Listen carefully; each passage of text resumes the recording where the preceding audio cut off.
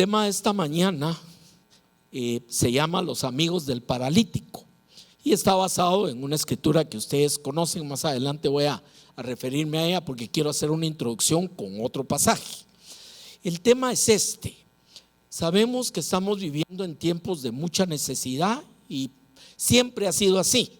Lo que pasa es que de hace 2000 años para acá hemos crecido más o menos entre 5 y 6 mil millones de personas sobre la tierra y estamos viviendo tiempos de una tremenda confusión de muchas cosas, guerras que no terminan nunca, siempre han habido, pero ahora las tenemos tan crudas y tan todo esto, y todo eso genera necesidades. Y Santiago, que es una epístola sumamente práctica, es un varón que escribió muchas cosas que son de vivir, no de aprender, cita una situación que yo quiero llamarle la atención como versículo llave para lo que vamos a platicar. Dice en Santiago 2: y si un hermano o hermana están desnudos y tienen necesidad del mantenimiento de cada día, y alguno de vosotros le dice: id en paz y saciados, pero no les dais las cosas que son necesarias para el cuerpo, ¿de qué aprovecha?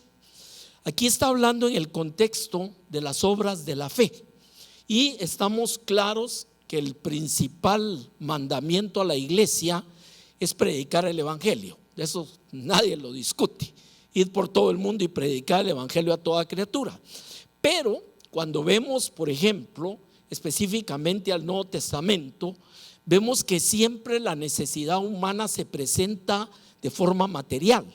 O sea, claro, Jesús atendió muchas necesidades en su ministerio, pero siempre las vemos en personas que son especialmente llamativas por su necesidad: ciegos, cojos, endemoniados, una mujer con flujo de sangre. O sea, el tema que nos va presentando son necesidades externas, pero por supuesto las necesidades internas muchas veces no las vemos. Podemos ver a alguien que está muy bien y si no lo dice y si no lo comparte, no sabemos tal vez el tremendo barranco que tiene ahí adentro o el sufrimiento o los problemas que pueda estar viviendo. Entonces, por eso la ilustración de la palabra viene sobre las necesidades externas y por supuesto siempre con la prioridad de las necesidades internas. Hay un testimonio que tenemos de un hermano, Ángel lo conoce también. Este hermano lo conocimos en la cárcel. Nosotros con mi cuñado ministramos muchos años en Pavón y una vez para Navidad que teníamos un servicio especial, este hermano, ahí hace mucho frío en diciembre, la parte alta, los que viven en la carretera El Salvador lo saben, y mi cuñado sintió en su corazón quitarse su chumpa y dársela a este hombre, y eso tocó su vida. Una cosa material, pero tocó su vida. Rompió con toda barrera material o toda barrera religiosa, lo que fuera. Y hoy este hombre tiene 30 años de ser misionero. Actualmente está en España. Y le digo cómo a través de una necesidad física se llega más fácilmente al corazón de alguien. Ese es el punto de lo que está ilustrando aquí Santiago. Por eso dice: no puedes decirle a tu hermano Dios te bendiga y vete si tiene necesidad y tú le puedes ayudar. Eso es lo que está tocando Santiago acá. Y lamentablemente, mi amado, a través de los siglos la iglesia se ha endurecido con este tema. Hay muchos ministerios que están totalmente entregados a esto. Tenemos el caso de nuestro amado hermano José y Remar. Pero la iglesia en general es muy insensible muchas veces a la necesidad. O sea, a veces nos cerramos más en la teología y en otras cosas que realmente en ser sensibles a la necesidad que tenemos alrededor. Y quiero empezar este tema con un pasaje. Este está en Lucas capítulo 18, es el verso, ya no miro este numerito, el verso 35 en adelante. Y quiero hacer un llamado a esto. Temas como la ceguera, que es el caso de él, o el otro tema que vamos a ver, el de la parálisis, son temas que representan una serie de aspectos en la vida de una persona. Mi hermano mayor, antes de fallecer, perdió sus piernas por varios años. O sea que nosotros como familia vimos de cerca el tipo de sufrimiento que trae algo como esto. Y le digo, personas ciegas son personas que en Israel especialmente se volvían muy dependientes y vivían prácticamente de la caridad. Y cualquiera, o sea, personas que eran cojos o personas que tenían cualquier tipo de defecto de esta naturaleza. Incluso hay un pasaje en Juan donde Jesús habla de un ciego y le preguntan, fíjense la mentalidad, los propios discípulos: Señor, ¿qué hizo para que sea ciego? Fíjense cómo la mentalidad era que tendría que haber tenido un tremendo pecado atrás. Y vino y Jesús les dice: no es que pecó ni sus padres, porque también se pensaba que era una herencia de maldición. Y ese era más o menos el sentido que le daba a la gente, y por eso es que había un desprecio terrible para una persona que tuviera una incapacidad. Los leprosos abundaban y estaban totalmente excluidos de la vida religiosa, e incluso los echaban de las ciudades a vivir en cuevas y en lugares así. O sea, la sociedad siempre ha marcado como un desprecio, como un rechazo a ese tipo de situación. Pero las necesidades espirituales son tremendamente peores y muchas veces no se ven. Ese es el punto de esto.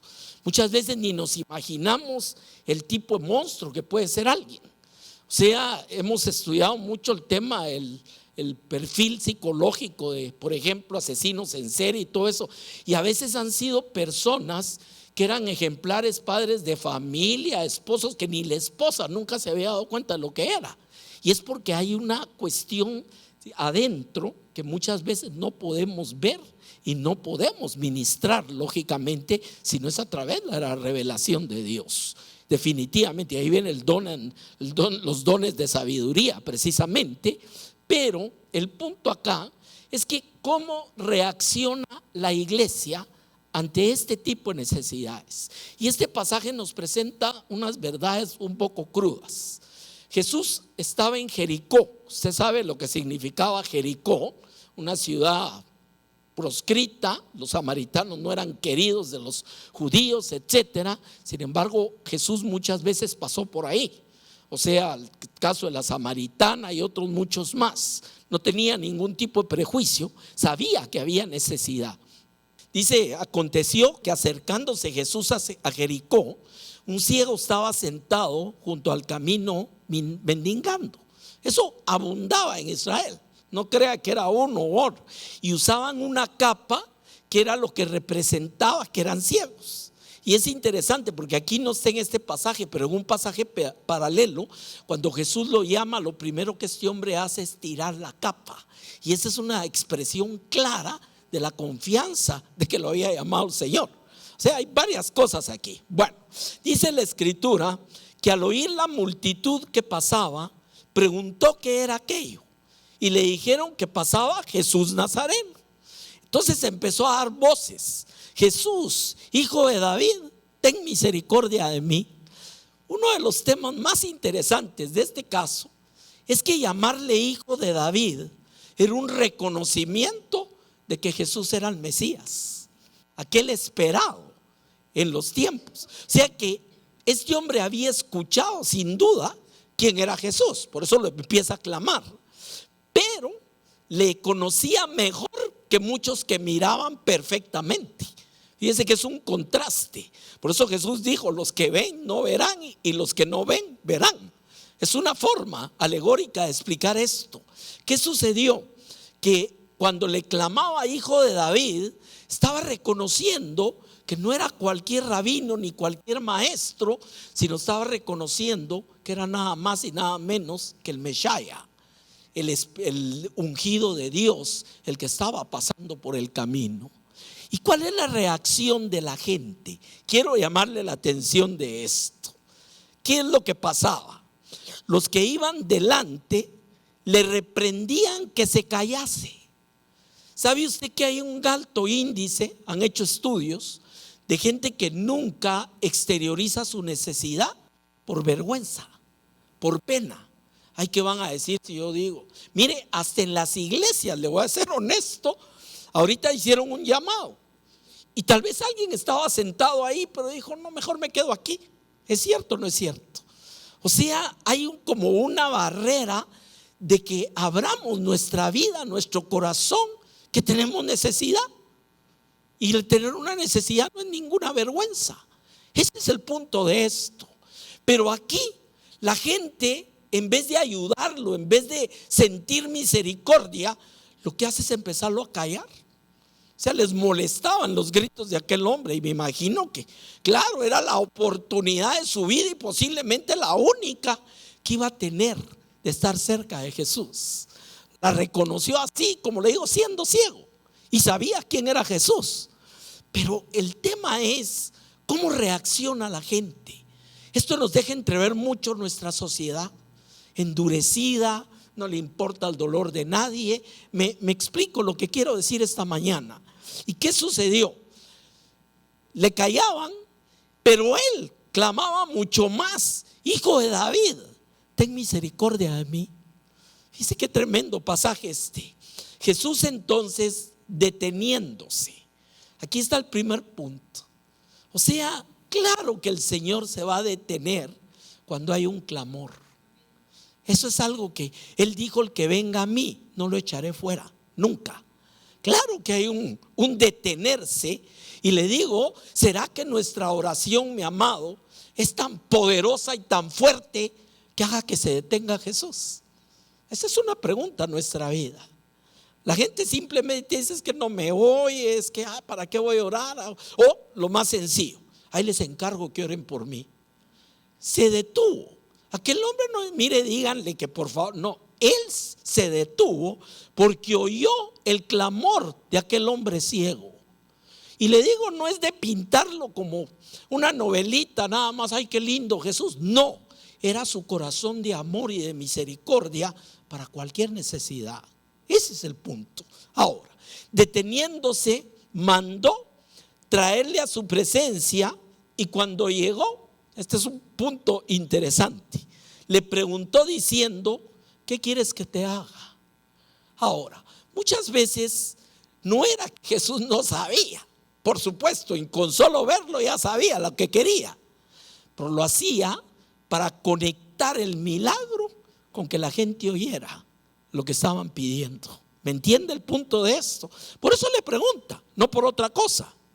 Incluso el paralítico, ¿se acuerda? Le preguntó en el estanque de Betesda: ¿qué quieres? Que igual, ¿quieres caminar? Por supuesto, tengo 38 años de estar aquí.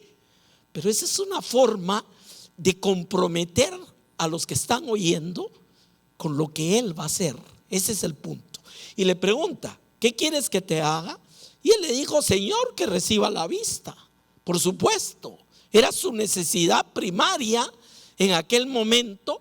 A veces incluso alguien vino a pedir algo que no era su necesidad primaria y se fue con salvación. La mujer que tenía flujo de sangre vino porque, imagínense, 12 años, ya había gastado todo y no se curaba.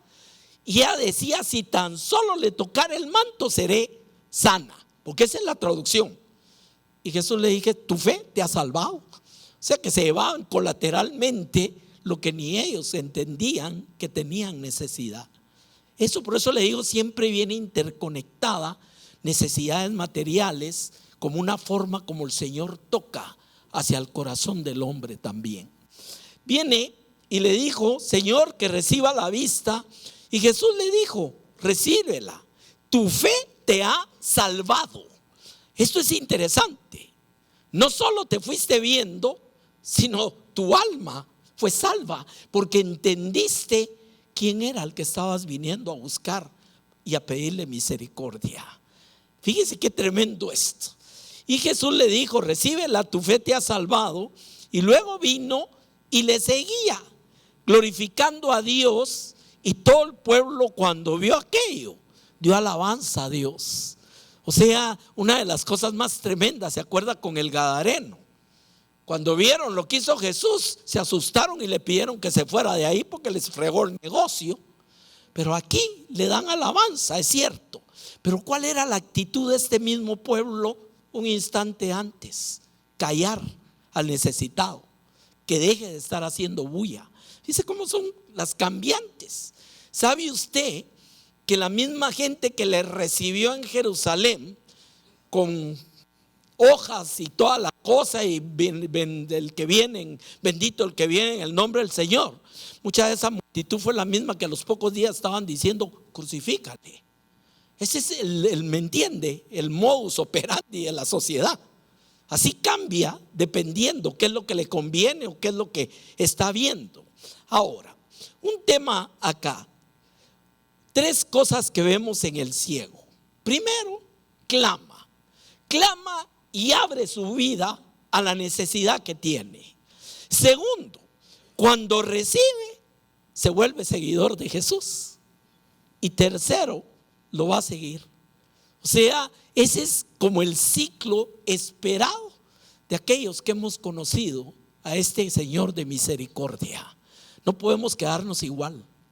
O sea, cuando ha habido un toque de Dios en nuestra vida, no vamos a ser los mismos, no vamos a pensar igual. Ese es el punto de esto. Hay un testimonio que cuenta un evangelista, él ya murió, se llamaba Tilly Osborne, un hombre que ministró mucho en la India, especialmente. Usted sabe lo que es la India para el cristianismo, pero este hombre movió masas. Y él cuenta, esto fue un testimonio, estábamos en Lakewood, en Houston, ahí dio ese testimonio, pero a mí nunca se me olvidó. Habían tenido una campaña varios días, no sé en qué lugar de la India, había venido mucha gente, porque este hombre lo usaba a Dios de una manera tremenda para hacer milagros. Y había venido la gente, ya la reunión había terminado, fueron varios días.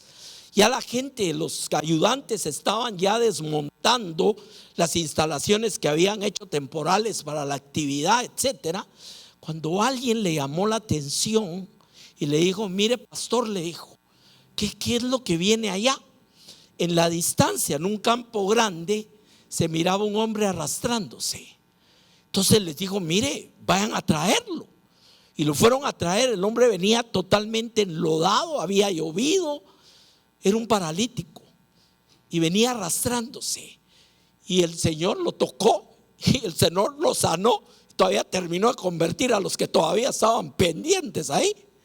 El tema es que este hombre se había arrastrado por 3 días de donde vivía para poder llegar a donde estaba la campaña, y no había podido llegar a tiempo, pero para tiempo de Dios él sí lo vio en la distancia. ¿Me entiende?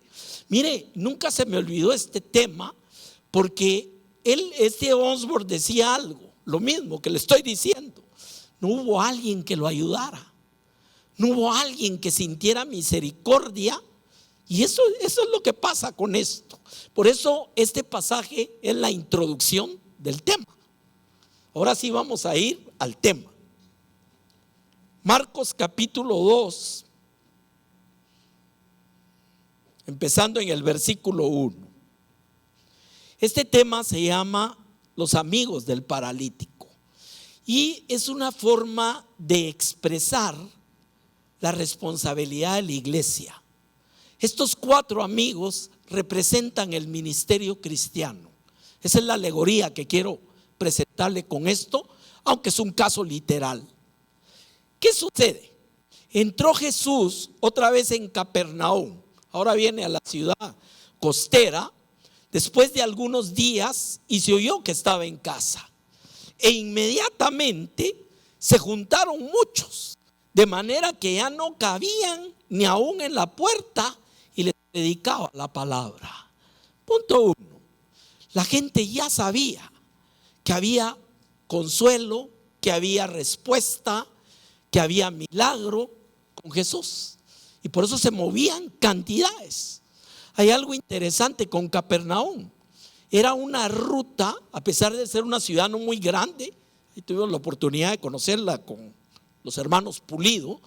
O sea, a pesar de ser una ciudad relativamente pequeña, está en un área que es como camino obligado entre Asia y Europa, para que tengamos una idea. Pasaba mucha caravana, se movía mucha gente en toda esa región de ahí. Por eso Jesús entró su punto de base en Capernaum. Él no estaba en Nazaret, estaba en Capernaum, era como su centro de operaciones. Y claro, cuando la gente oía que había venido, porque viajaba mucho, venían en multitud, porque tenían necesidades. Otra vez volvemos al punto. Sabían que iba a haber una respuesta, sabía que no los iba a rechazar. Jesús mismo dijo: no echaré a nadie fuera que venga a mí. Y esa es una promesa de lo más maravilloso que podemos tener, sobre todo para poder llevar como aquellos amigos a cualquiera que tenga necesidad. Sigamos viendo. Vinieron a él unos trayendo un paralítico que era cargado por 4. Aquí están los amigos. ¿Cuánto habían caminado? ¿De dónde lo traían?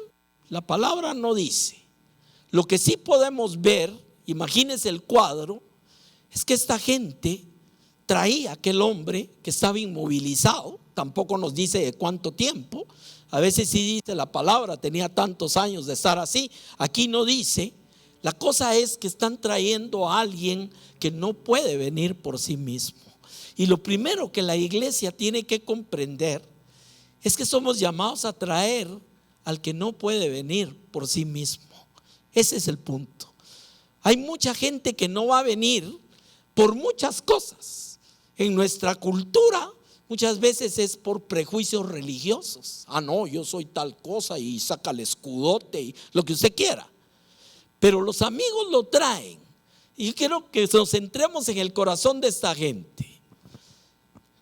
Como no podían acercarse a él a causa de la multitud, descubrieron el techo donde estaba. Parecería ser inocente esto, pero no es inocente. Las casas tenían un terrado que no era fácil de hacer, era de lodo y tenía una serie de como de palitos que era lo que le daba como consistencia, y eran áreas donde no llovía mucho, o sea, por eso aguantaba ese tipo de techo. Ahora, la primera cosa que quiero que noten el pasaje es: ¿qué hizo la multitud cuando vieron a aquellos amigos venir con el paralítico y que no podía llegar a donde estaba Jesús? ¿Le abrieron lugar? ¿Me entiende la actitud otra vez? No le abrieron. No, yo vine primero, el codazo al otro, yo estoy aquí, no me van a quitar de aquí. ¿No es cierto eso así? Ahora, ¿qué sucede? Jesús no mira lo que mira el hombre. La visión de él va mucho más allá y dice que aquellos, como no se podían acercar, descubrieron el techo donde estaba y hicieron una abertura para bajar por el lecho donde estaba el paralítico. Me imagino aquel cuadro, todo aquel montón de gente ahí que no dejaban pasar, no dejaban entrar, y de repente ven un hoyo en el techo y que empieza a bajar una camilla con un paralítico. Ya se imagina, pero nadie, ¿qué pensaría cualquier persona en ese momento? Pensemos en los dueños de la casa. Ya me arruinaron la casa, ahora me la pagan. ¿Es cierto o no es cierto? O sea, así hubieran pensado. Y ya me imagino la murmuración, va. Ay, qué bárbaros, qué desconsiderados. A mí me hacen eso. O sea, ¿cuál era el pensamiento de la gente, hermano? ¿Alguien pensó qué misericordia para ver cómo se lo traen al Señor? Nadie. Ese es el corazón endurecido muchas veces de la propia iglesia. ¿Me entiende el punto? Por eso a mí no me gusta cuando alguien empieza a criticar a algún predicador o algo. Muchas veces les digo: haga usted la milésima parte que están haciendo ellos y entonces critique. Porque fácil es decir las cosas. En el fútbol hay un dicho muy interesante: todos critican en el graderío, pero al pobre que está llevando patadas allá abajo nadie dice nada. ¿Me entiende el punto? Ahora, ¿qué sucedió? Estaban, al ver Jesús, la fe de ellos. Oiga esto, hay varios pasajes en la Biblia donde se habla de que la fe se ve, y eso está conectado con Santiago, porque la fe sin obras está muerta. O sea, aquí vio la fe de ellos. ¿Cómo la vio? Es que Jesús era Jesús, vio que había un humito que emanaba así color rosado y dijo, eso es fe. No, la sola actitud de estos hombres hablaba de que era fe. ¿Me entiende el punto de esto? Hay un pasaje donde Pablo está predicando y todos están ahí y de repente vio un paralítico y dice que vio que tenía fe para ser sanado. Esa es la forma como se expresa. Vio Jesús la fe y le dijo al paralítico, aquí viene otro tremendo lío también. Todos hubieran esperado que le dijera, levántate y vete a tu casa. Era lo que esperaban, pero oiga lo que pasó. Dijo al paralítico, hijo, tus pecados te son perdonados.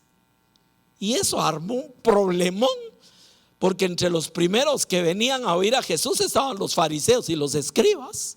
Y por supuesto no venían para convertirse, no, venían para ver qué podían culparlo o si podían agarrarlo en algo para culparlo. Ese es el tema, y hay mucha gente que tiene esa actitud con el cristianismo. Sabe que se creó hace muchos años es un grupo a nivel mundial que se llama la Alta Crítica. Y son científicos, son estudiosos, y se creó para poder desacreditar el evangelio. Decir, no, mire, esto se contradice, mire, aquí se está contradiciendo y aquí también. Y muchos de esos se han convertido al día de hoy, porque se han dado cuenta de la verdad de Dios. Ahora, ¿qué sucedió? Hijo, tus pecados te son perdonados. Y eso también tenía un propósito. Estaban ahí sentados algunos de los escribas, aquí estamos hablando de los teólogos de la época, los cuales cavilaban en sus corazones. O sea, esta palabra tiene varias acepciones. Lógicamente estaban como diciendo, ¿cómo va a hacer eso? ¿Cómo va a perdonar pecados? Eso era el cavilaban en sus corazones. Y dice la escritura, ¿por qué habla este así? Imagínense. O sea, no ven lo que está pasando, ni los que abrieron el hoyo, ni el paralítico que está recibiendo una palabra del Señor. No, lo que ellos están viendo es que lo que está diciendo está mal. Mi pastor decía un ejemplo muy interesante. Decía que una vez se le acercó a alguien en una prédica, le dijo, pastor, usted cometió 4 errores en la prédica, en palabras con que dijo y todo. Y dice que le contestó, sí, ¿y cuántos se convirtieron por los errores? ¿Me entiende el punto de esto, mi amado? Hay gente que se fija más en la comita y en el puntito que en el poder de la palabra de Dios. Ese es el punto de esto. Y amo la exégesis, me gusta, a mí me gusta estudiar eso. Pero sé y estoy consciente que el poder de la palabra de Dios no es por palabras bonitas aprendidas con humana sabiduría, decía Pablo. Amén. Bueno, ¿qué sucedió? ¿Por qué habla este así? Blasfemia, dice. Imagínense a dónde llegan. ¿Quién puede perdonar pecados sino solo Dios? Y conociendo luego Jesús en su espíritu que cavilaban de esta manera, dentro de sí mismos les dijo, ¿por qué caviláis en vuestros corazones? Una de las cosas más bellas que tenemos que entender es que delante de Dios estamos completamente transparentes. No hay nada que se le pueda ocultar. David lo aprendió de una manera muy dura. Cuando pasó lo de Usías y Betsabé, quiso meter la basurita bajo la alfombra y ahí vino Natán a recordarle lo que había hecho. Y ahí sale el Salmo 51, pero sobre todo el 139. ¿A dónde me iré de tu presencia? Allí entendió que la vida que se vive ante Dios es una vida transparente, porque no lo vamos a engañar. Amén. Y le digo, eso nos hace mejores cristianos. Saber que antes que la palabra esté en nuestra boca, Él ya la conoce. Y conoce lo que hay en nuestro corazón. Aquí se dio cuenta. Inmediatamente supo qué era lo que cavilaban aquellos en su corazón. Porque ahí viene otra cosa. Por supuesto que nadie se atrevió a írselo a decir a él, ¿va? Me imagino acá, vos ya te diste cuenta que está blasfemando. Ay, sí, ¿cómo se atreve a perdonar? ¿Cierto o no es cierto, mamá? Ese es el tema. Por eso le digo, y esto trasladado a la iglesia, necesitamos Biblias guadalupanas para exhortar al hermanito. Y ya sabe por qué digo, a la más grande y la más pesada. Veamos qué pasa aquí. Pues, ¿qué es más fácil? Les pregunta. Decir al paralítico, tus pecados te son perdonados. O decirle, levántate, toma tu lecho y anda. Y claro, déjeme decirle, muchos de los que seguían a Jesús lo que querían ver eran los milagros. ¿Cierto o no? Y le digo, hay una lección que está en Segunda de Reyes 5, el famoso Naamán, el general, que nos deja una lección tremenda de esto. ¿Sabe por qué? Porque cualquiera que lee el pasaje cree que el milagro más grande que Dios le hizo a Naamán fue haberle sanado la lepra. Y ahí hay muchos detalles de eso. Otro día hablamos de eso. Pero el más grande milagro fue que le cambió el corazón. Le dijo al profeta, si voy al templo y el rey se recuesta en mí para adorar, que no me lo tome en cuenta Dios. En otras palabras, no puedo adorar ya a nadie que no sea Jehová, el Dios de Israel. Ese fue el milagro más grande. Entonces, mucho de esto se quedaba en la exterioridad. Por eso el mismo Jesús les dice que es más fácil perdonar pecados o decirle, levanta, toma tu lecho y vete a tu casa. Por supuesto, eso iba a traer un sello del testimonio de que había habido perdón también. Ese es el punto del pasaje. Ahora, tus pecados te son perdonados, o levántate, toma tu lecho y anda. Pues para que sepáis que el Hijo del Hombre tiene potestad en la tierra para perdonar pecados. Le dijo al paralítico, a ti te digo, levántate, toma tu lecho y vete a tu casa. Mire, hay una corriente teológica muy tradicional que dice que los milagros ya pasaron, ya no se necesitan hoy, dice. Mire, bendición mis hermanos médicos, pero hay muchas cosas que ellos no pueden hacer, y eso es en todos los campos de la ciencia del hombre. O sea, ¿será que el día de hoy se necesitan milagros o no, hermano? Ah, no, mires que ahora saco el celular. El celular es un milagro. El que lo hizo fue iluminado de Dios, y bien usado es un instrumento muy especial. Ahora, volvamos al punto de esto. O sea, el pecado del hombre no se puede tomar una pastilla para eso. ¿Cuántos no quisieran, no? Ya sabe usted que hace algunos siglos una religión hasta se inventó que usted podía comprar el perdón y pegarlo en la pared de su casa y vivir como quisiera porque ya me perdonaron. Se llamaban indulgencias. Y así han habido cosas en la historia de la iglesia y de la humanidad, pero definitivamente, por supuesto que el único que puede perdonar pecados es Dios. Eso no se delega. Ahora, ¿qué sucedió? Le dijo al paralítico que se levantara y se fuera. Quiero llamar la atención lo que dice este versículo. Para que sepáis que el Hijo del Hombre tiene potestad para perdonar pecados. O sea, la expresión de esto, de un milagro, es muchas veces a través de una sanidad, a través de algo externo. Y eso es porque Dios está dando testimonio. Por eso dijo, para que sepáis. Si Jesús lo deja ahí y se va, nadie hubiera creído que lo habían perdonado. Y sí lo habían perdonado, por supuesto que sí. Pero el testimonio de que se levantara y agarrara su lecho y se fuera. Ahora, ¿qué vemos en otro pasaje con alguien que fue sanado? Que lo llegaron a regañar los religiosos porque en día de reposo iba cargando el lecho. Imagínense las cosas que mira el hombre y que mira la religión. Ese no es Dios. ¿A qué le dijeron? No te sabes que no es lícito que en día de reposo. Pues el que me sanó fue el que me mandó. ¿Será que tiene autoridad? Ese es el punto. Veamos algo más. Levántate, toma tu lecho y vete a tu casa. Entonces se levantó enseguida y tomando su lecho salió delante de todos. Yo imagino que ahí sí le abrieron camino, porque habían visto el milagro. Cuando vieron al hombre de necesidad, ahí no abrieron camino de nada, ni siquiera nadie lo ayudó. ¿Sabe que aquí en Guatemala hasta hace muy poco, y no me dejarán mentir los hermanos, hemos empezado a tener ya cultura de dejar pasar las ambulancias? Antes yo me acuerdo que ahí nadie se movía un pelo.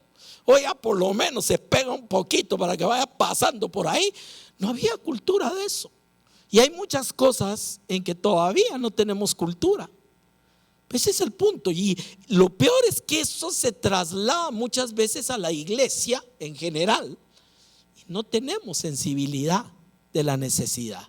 ¿Me entiende esto? Ahora, veamos acá. Se levantó, tomó su lecho y salió delante, de manera que todos se asombraron y glorificaron a Dios, diciendo: nunca hemos visto tal cosa. Fíjense que aquí hay un patrón también. Ya cuando ven el milagro, todo el mundo le da gloria a Dios. ¿Es cierto o no? ¿Y qué de aquellas cosas que no vemos y que Dios está haciendo, hermano? ¿Me explico? Porque hay muchas cosas que Dios está haciendo, como el caso de Naamán, como le digo. Cosas que no se ven, pero que Dios está obrando, que Dios está haciendo. Dios es digno de toda gloria y toda honra siempre. Incluso hay personas que no han recibido el milagro que esperaban, pero eso no significa que Dios no haya hecho ya otro milagro. Porque muchas veces necesitamos que Dios se tarde con cosas para entender lo que está haciendo en otras áreas. ¿Es cierto o no es cierto? Y ahí es donde creamos la creencia popular, que a veces Dios dice sí, que a veces dice no, que a veces dice espera. No, siempre dice sí. La manifestación es la que a veces no viene en el momento que queremos o de la forma que queremos. Pero la respuesta de Dios siempre es respuesta. ¿Cuándo empezamos a agradecer a Dios? Cuando se dio el milagro. No, a Dios lo agradecemos siempre, porque siempre sabemos que sí o sí va a tocar nuestro corazón y nuestra vida. Termino con esto, mi amado. Marcos 16, 15, la famosa gran comisión. Les dijo: id por todo el mundo y predicad el evangelio a toda criatura. El que creyere y fuere bautizado será salvo, mas el que no creyere será condenado.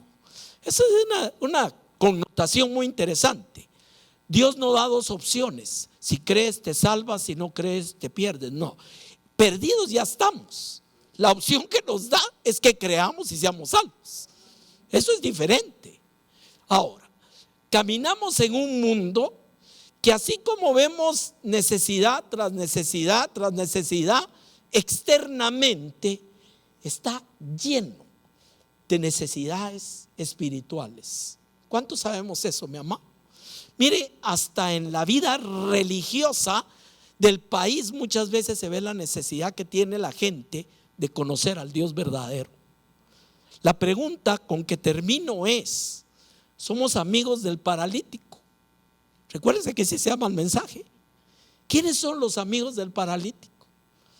Los que están dispuestos a sacrificar cualquier cosa y hacer lo que sea para llevar a un necesitado delante del Señor. Ese es el amigo del paralítico. Y eso es lo que Dios espera de su iglesia. Y cuando digo la iglesia, no son solo los pastores, los profetas, los evangelistas, es toda la iglesia. Todo aquel que ha tenido un toque en su corazón del Dios vivo está comprometido a convertirse en un amigo del paralítico. La próxima vez que usted vea cualquier forma de necesidad, recuérdese, usted es un amigo del paralítico. Ese es el mensaje de hoy. Somos amigos del paralítico, porque eso es el ministerio cristiano. Amén. Vamos a orar esta mañana. Amado Padre, perdónanos porque todos, Señor, muchas veces hemos fallado en ser insensibles a la necesidad.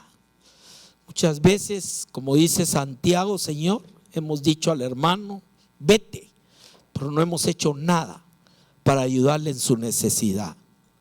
Señor, gracias porque queremos verdaderamente ser amigos del paralítico, amigos del necesitado, amigos de todo aquel que no te conoce, de todo aquel que cree que te conoce, de todo aquel que, Señor, tenga necesidad de cualquier manera, sea en lo físico, sea en lo material, sea en lo emocional, sea en su salud, pero sobre todo, sea en su corazón. Ayúdanos a ser esos instrumentos como aquellos amigos del paralítico que sirvan en tu iglesia de la manera que tú nos hayas llamado, pero que estemos cumpliendo con llegar al necesitado delante de tu trono y delante de tus pies.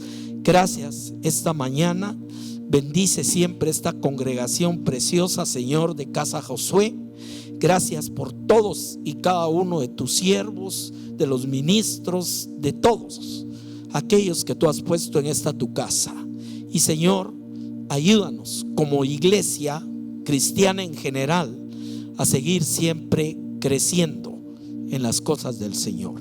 Gracias en el nombre de Jesús. Amén y amén.